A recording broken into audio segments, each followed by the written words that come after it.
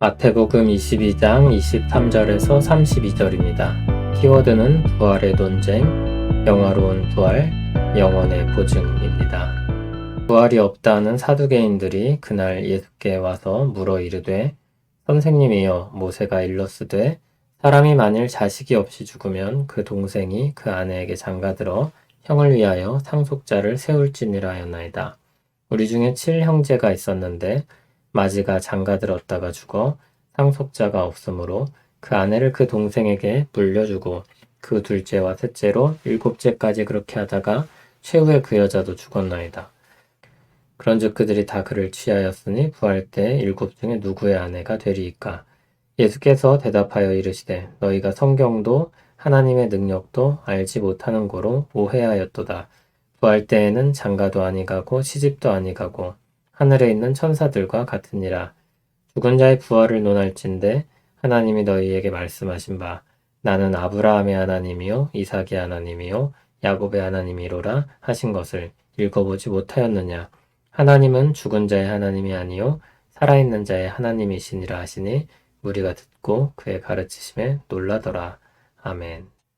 사두개인들과의 논쟁입니다. 바리새인들이 올무를 씌우는 일에 실패했습니다. 이번엔 사두개인들이 찾아와 도전합니다.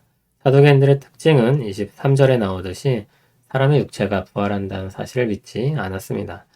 그들 역시 유대인이기 때문에 성경에 기초하여 질문을 던집니다. 모세가 일렀을 때의 표현은 모세 개인의 생각을 말하는 게 아니라 모세를 통해 주신 하나님의 율법을 뜻합니다. 율법에 의하면 만일 자식 없이 어떤 사람이 죽으면 그 동생이 형의 아내에게 장가들어 상속자를 세우게 했습니다. 그의 이름이 하나님 나라에서 영원히 잊혀지지 않으며 그 아내가 사회적으로 보호를 받게 하신 제도였습니다. 사두개인들은 이 제도를 가지고 아주 극단적인 예를 들었습니다. 7형제가 있는데 첫째가 장가들었다가 죽었습니다. 상속자가 없이 죽었기 때문에 그 아내를 동생이 이어받아 상속자를 두고자 했습니다. 그런데 계속해서 상속자 얻기를 실패하고 7형제가 모두 죽었습니다. 마지막엔 그 여자도 죽었습니다. 그러면 만일 부활하게 된다면 대체 그 여자가 누구의 아내라고 할 수 있냐는 것입니다.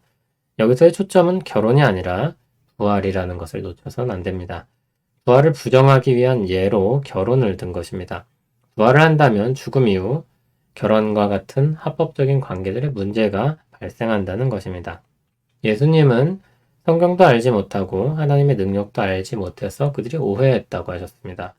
하나님의 능력으로 새하늘과 새 땅에서 주실 세계를 그들은 그저 지금 이 땅에서 경험하는 것에 국한시켜 생각하고 있었던 것입니다. 사두개인들의 어리석음입니다. 예수님은 2가지로 대답하십니다. 먼저 부활 때는 장가도 시집도 아니가고 천사와 같을 것이라고 했습니다. 그때 모든 사람이 지금의 결혼 방식과 같은 것으로 교제하지 않을 것입니다. 그럼 서로 남남으로 사느냐? 당연히 그렇지 않고 우리가 모두가 완전한 교제를 누리게 될 것입니다. 결혼은 한 남자와 한 여자의 고귀한 결합이긴 하지만 그것은 이 땅에서의 삶을 위해 주어진 제도였던 것입니다. 다음으로 하나님은 아브라함의 하나님이며 이삭의 하나님이며 야곱의 하나님이라고 했습니다. 출애굽기 3장 6절 말씀입니다. 모세를 이스라엘의 지도자로 삼으실 때 두려움에 사로잡혀 있던 그에게 누가 명령하고 함께 하시는지 가르치신 말씀입니다. 하나님은 아브라함과 이삭과 야곱과 영원한 약속을 맺으셨습니다. 이 약속이 영원하고 실제로 성취가 되려면 그들은 하나님 앞에 영원히 살아야 합니다. 아브라함, 이삭, 야곱 그들은 하나님 앞에 살아서 하나님과 영원히 관계를 맺으며 약속된 것을 받을 것입니다.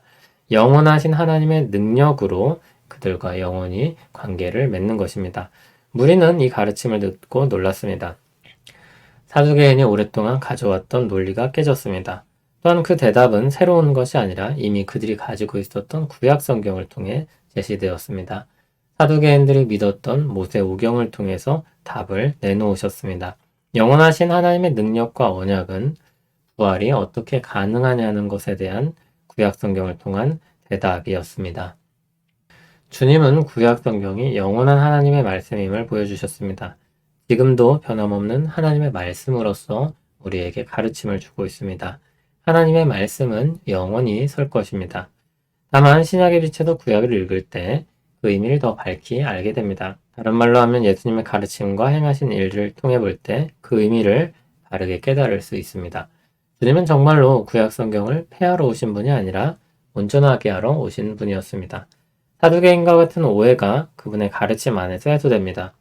예수님은 영원하신 능력의 하나님이 아브라함과 이삭과 야곱과 언약을 맺으셨다는 것을 통해 부활에 대해 논증하셨습니다. 영원하신 하나님의 능력이 우리 부활에 대한 보증이며 약속입니다. 새로운 세상에 대한 근거이며 소망입니다. 영원하신 하나님은 슬픔과 고통이 없는 완전한 세상을 가져오시며 자기 백성에게 그것을 선물로 주실 것입니다. 지금 현세의 경험과 생각은 한계가 있습니다. 주님의 십자가와 부활이 있기 전까지는 더욱 그랬습니다. 그러나 주님의 십자가와 부활을 통해 우리의 죄가 씻겨지며 새롭게 됨을 알게 됩니다. 그리고 우리가 영화롭게 되어 부활하게 될 것을 소망하게 됩니다. 영원하신 능력의 하나님이 우리의 미래를 여십니다. 우리 소망은 그분께만 있습니다.